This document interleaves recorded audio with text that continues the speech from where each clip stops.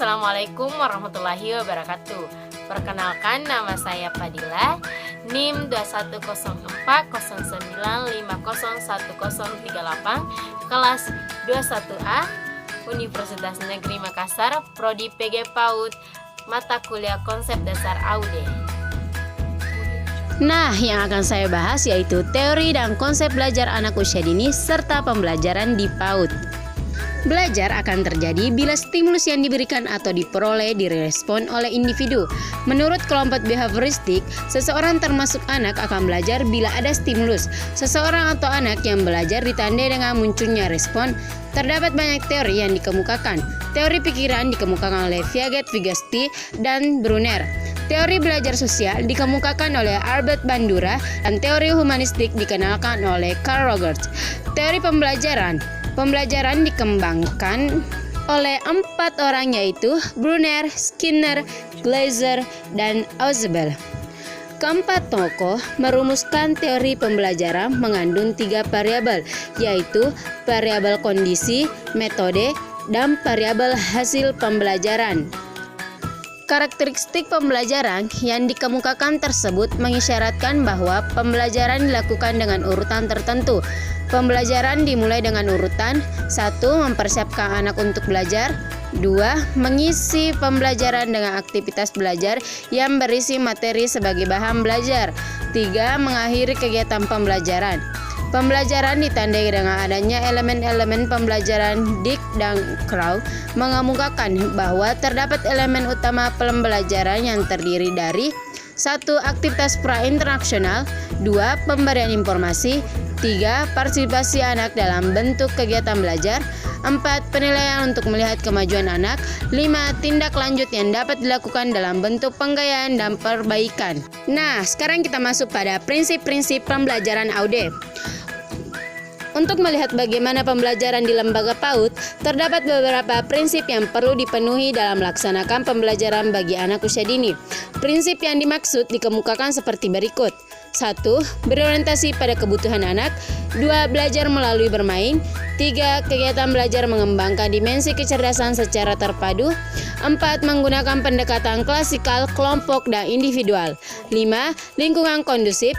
6. Menggunakan berbagai model pembelajaran. 7. Mengembangkan keterampilan hidup dan hidup beragama. 8. Menggunakan media dan sumber belajar.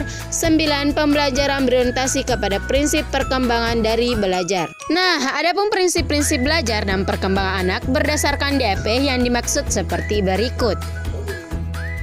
1.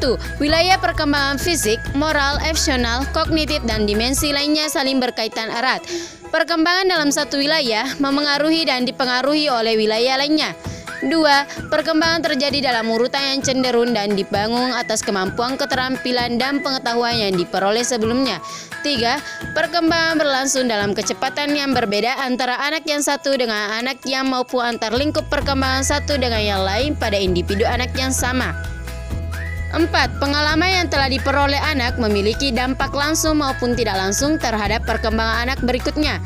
5. Perkembangan berproses pada arah yang dapat diprediksi menuju ke arah kompleksitas, perorganisasian, dan internalisasi yang lebih luas. 6. Perkembangan dan pembelajaran berlangsung dalam dan dipengaruhi oleh berbagai konteks sosial dan budaya, dan anak belajar melalui interaksi dengan teman sebaya dan orang dewasa serta semua yang ada di lingkungannya. 7. Anak adalah pembelajaran yang aktif, yang belajar dengan menunjukkan secara langsung pengalaman fisik dan sosial berkenaan dengan aspek-aspek budaya yang diperlihatkan melalui pengetahuan dalam rangka membangun pemahaman mereka tentang dunia sekitar mereka. 8. Perkembangan dan belajar adalah hasil dari interaksi kematangan biologis dan lingkungan, yang juga meliputi aspek fisik dan kehidupan sosial anak. 9. Bermain adalah wahana penting bagi perkembangan lainnya maupun bagi refleksi dan deteksi ketercapaian perkembangan anak. 10. Perkembangan anak akan lebih meningkatkan jika anak diberi kesempatan untuk melatih keterampilan yang baru dan meningkatkan keterampilan baru melalui tantangan di atas zona kemampuan perkembangannya. 11. Anak memiliki keragaman cara belajar dan mencari tahu serta memiliki berbagai cara untuk menunjukkan dan menyajikan apa yang diketahuinya. 12. Anak akan lebih mudah belajar jika kebutuhan fisik dan psikisnya dipenuhi. Anak merasa aman dan nyaman. Motivasi belajar anak muncul apabila kegiatan sesuai dengan minat dan mendorong keinginan tahuannya. Nah, sekarang kita masuk pada pembelajaran perkembangan diri anak. 1. Pembelajaran di PAUD.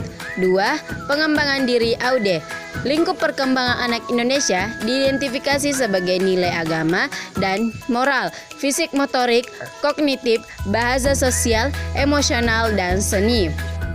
Nah, itulah tadi pemaparan materi dari saya. Mohon maaf jika ada kesalahan. Wabillahi taufiq wal hidayah. Wassalamualaikum warahmatullahi wabarakatuh. Terima kasih.